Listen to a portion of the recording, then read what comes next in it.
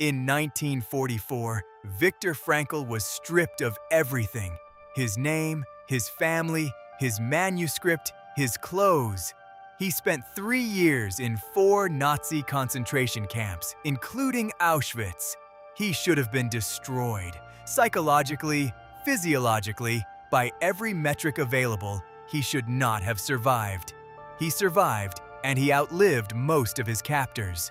When he wrote down what kept him alive, he described not luck, not genes, not even faith. He described a set of mental habits, habits that any person can build.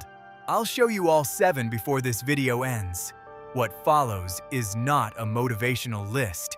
What follows is a psychological case study across 7 documented lives: Viktor Frankl, Nelson Mandela, Epictetus, Louis Zamperini, Scott Kelly, Temple Grandin, and the neuroscience that explains why all of them, separated by centuries and continents, used identical mental habits to become unbreakable.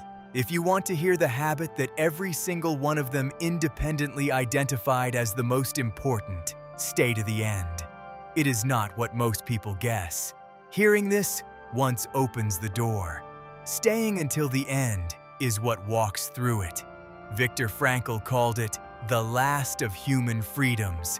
Between any event that happens to you and how you respond to it, there is a space. That space is tiny. Most people never notice it, but Frankl trained himself to live in it.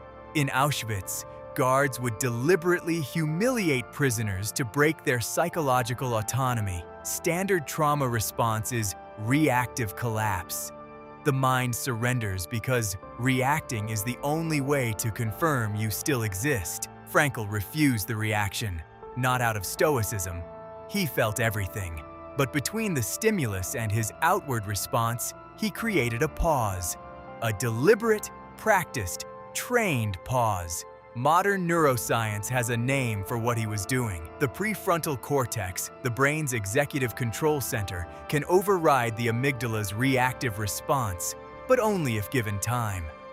Frankl's pause was, neurologically, a manual override of the fear circuit.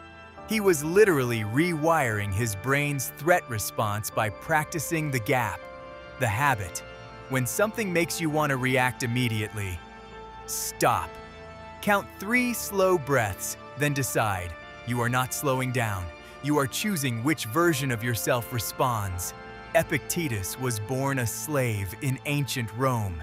His master broke his leg deliberately, a demonstration of ownership. A doctor warned that if the master continued twisting the bone, it would snap. Epictetus said calmly, "You will break it." The master kept twisting. The leg broke. Epictetus said only, "Did I not tell you?" What allows a person to remain calm while their leg is being broken? Not courage, not detachment. A ruthless, practiced distinction between what you control and what you do not. Epictetus could not control his master. He could not control the leg. What he controlled was his judgment about what was happening, and he had trained that judgment for years. This is not passive acceptance. It is strategic focus. Every mental unit you spend on what you cannot control is a unit stolen from what you can. Mentally unbreakable people have a smaller internal circle. But inside that circle, they are absolute. They do not waste energy on the weather, on other people's opinions, on outcomes already in motion. They focus their full power on the one variable they own. Their response. The habit? Once a day, write one thing outside your control that is consuming mental energy. Release it consciously. Write one thing inside your control. Give it everything. Louis Zamperini was a World War II bombardier who survived 47 days adrift on a raft in the Pacific after his plane was shot down.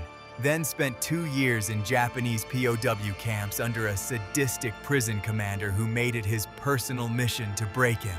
He is one of the most documented cases of extreme psychological survival in American military history. What Zamperini repeatedly described in every interview was the same thing Viktor Frankl described, a specific, vivid image of the future. Not a vague hope, a concrete scene. Zamperini pictured the meal he would eat when he got home. He described the plate, the smell, the table. The more precise the image, the more powerful the anchor. Neuroscience explains this through the brain's perspective memory system. When the mind has a clear future image to return to, it creates a neurological anchor that suppresses the despair circuit. The brain behaves differently when it has a destination. It becomes a survival machine pointed at a target rather than a creature drowning in the present. The habit: write down one specific future scene you are moving toward. Not a goal, a scene. Where are you? What are you doing? What does it feel like? Read it every morning. Let it become the place your mind goes when the present is difficult. Nelson Mandela spent 27 years in Robben Island prison. The most common psychological response to that kind of prolonged injustice is rage. The accumulation of it, the obsession with it. Rage is also the most predictable and easily exploited emotion a captive can have. Mandela's guards knew this. His opponents knew this. They waited for it. It never came.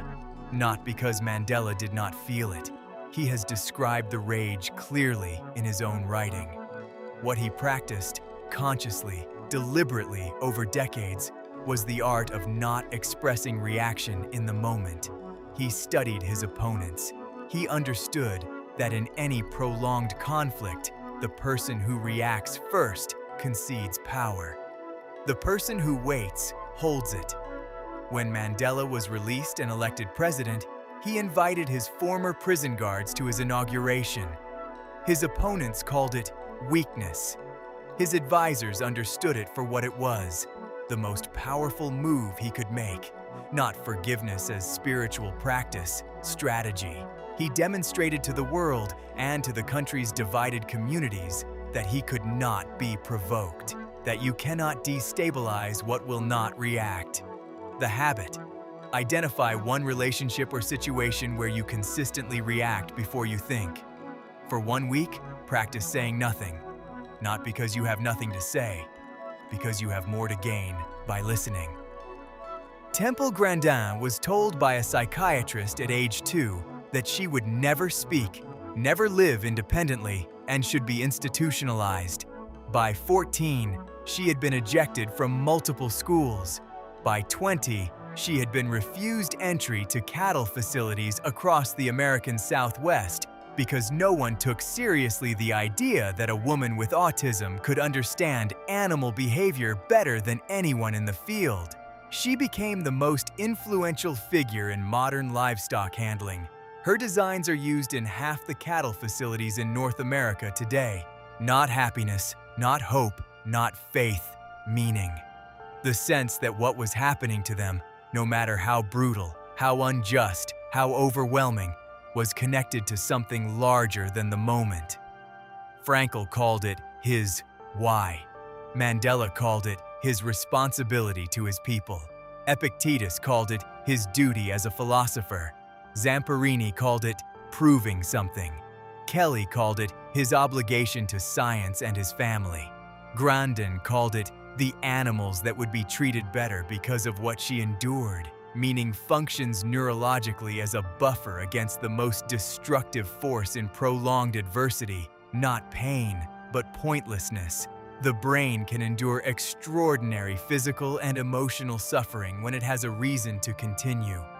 Without meaning, even moderate discomfort becomes unbearable. Viktor Frankl built an entire school of psychotherapy around this finding. Logotherapy, which is now validated by decades of clinical research across trauma, addiction, and grief. The habit is the simplest and the most demanding. Ask yourself one question: why does what I am enduring matter? Not to the world, not to history, to you. Find the answer, write it down.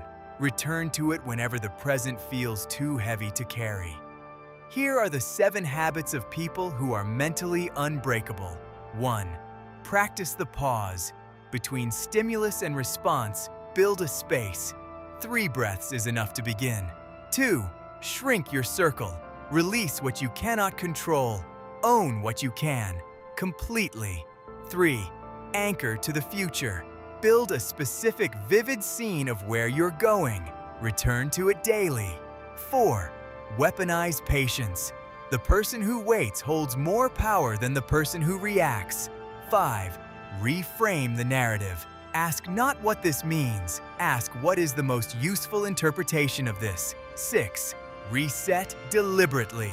Every day, a short, structured return to the present. The instrument requires maintenance. 7. Hold your meaning. Know why you are still here. Write it down. It is the only habit that makes the other 6 possible.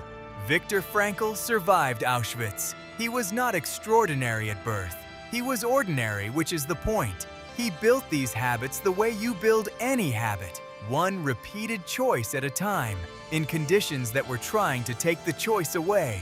You are not in Auschwitz, but you are building the same instrument. Start tonight.